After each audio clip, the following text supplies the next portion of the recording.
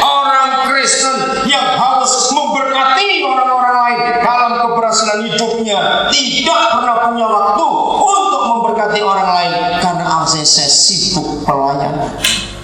Saudara, Sabtu malam sudah jam 11, ada orang telepon saya yang saya kenal, dan orang itu tahu, bisa nggak ke rumah sakit? Saya nanya, ini pasti gawat jam 11. Iya. Sebetulnya pasien itu hari Sabtu kemarin itu pulang ke Balikpapan. Dia orang Balikpapan, belum Kristen.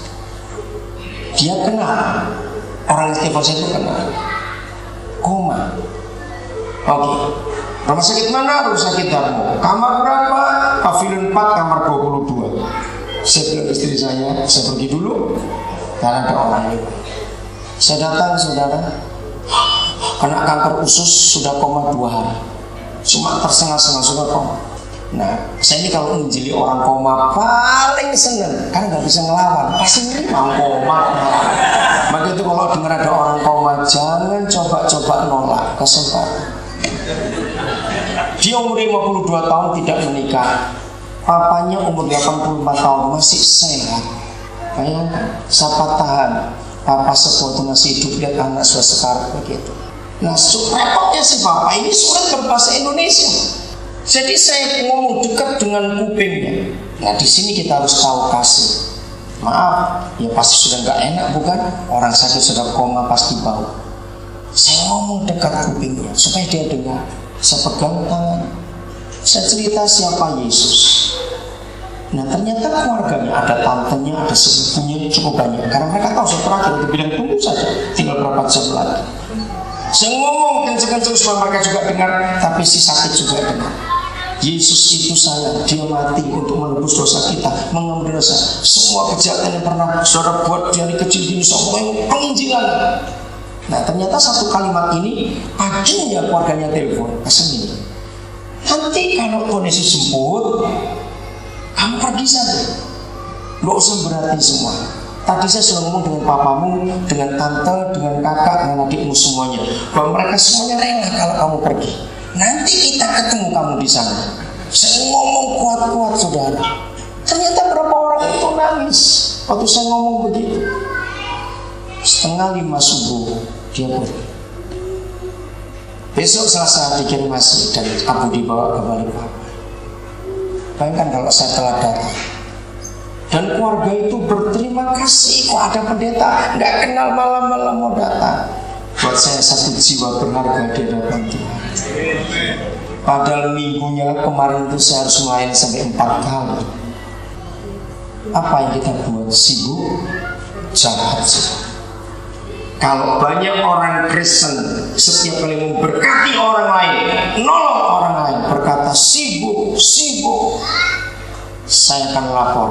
Tuhan, kalau anakmu yang ngomong sibuk-sibuk itu minta tolong jawablah, maaf nak aku juga sibuk, mati kamu. Betul. Saudara bisa bayangkan kalau sampai Tuhan ngomong maaf aku sibuk juga, mau apa kita? Saudara, ini yang kami buat. Kesalehan harus dikerjakan, berbakti kepada Tuhan, katakan Tuhan. Nah, setelah maka dari kesalehanmu kamu harus dengan sungguh-sungguh bagaimana? Berusaha menambahkan apa? Ayo, kasih kepada siapa? Jangan dulu. Saudara-saudara seiman kita. Nah, ini sesama Kristen. Tapi yang dahsyat, saudara.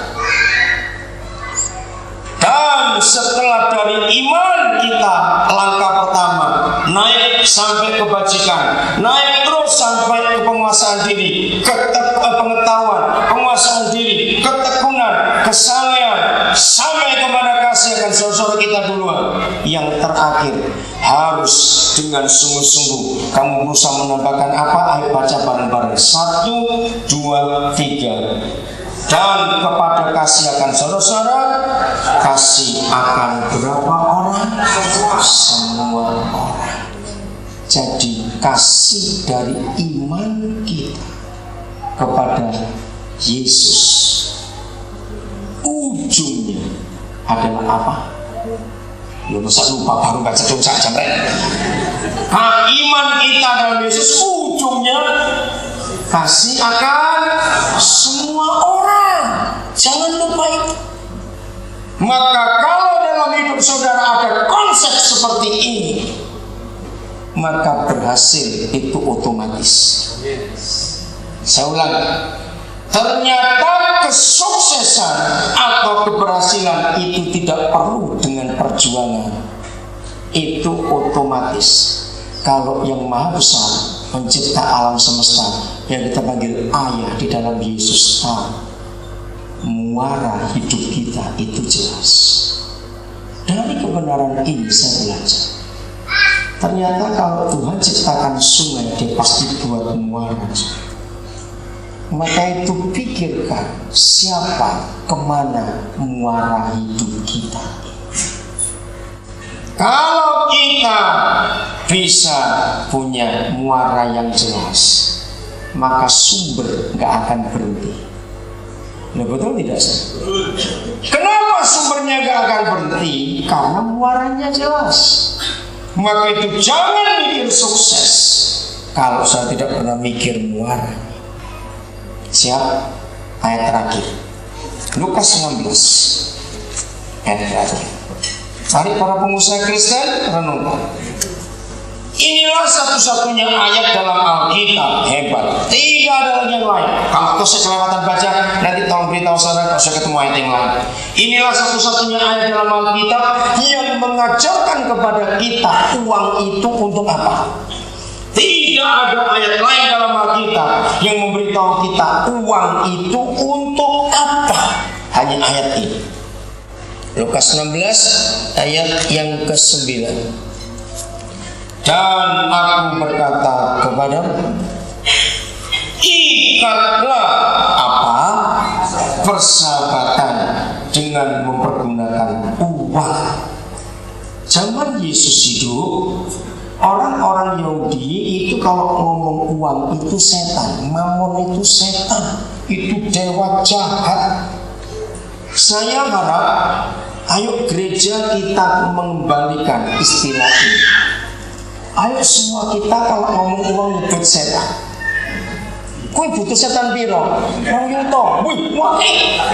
Bahkan kalau anak-anak kecil, ma minta setan 2.000, karena itu mikir dong.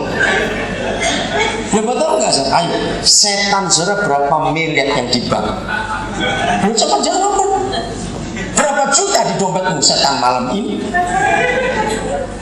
Jadi zaman Yesus orang berkata uang itu setan. Memang uang itu setan, betul tidak sih?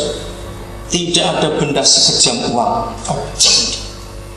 Maka itu dari ayat ini saya belajar, kalau uang itu kita simpan di dalam dompet, dia pasti aman.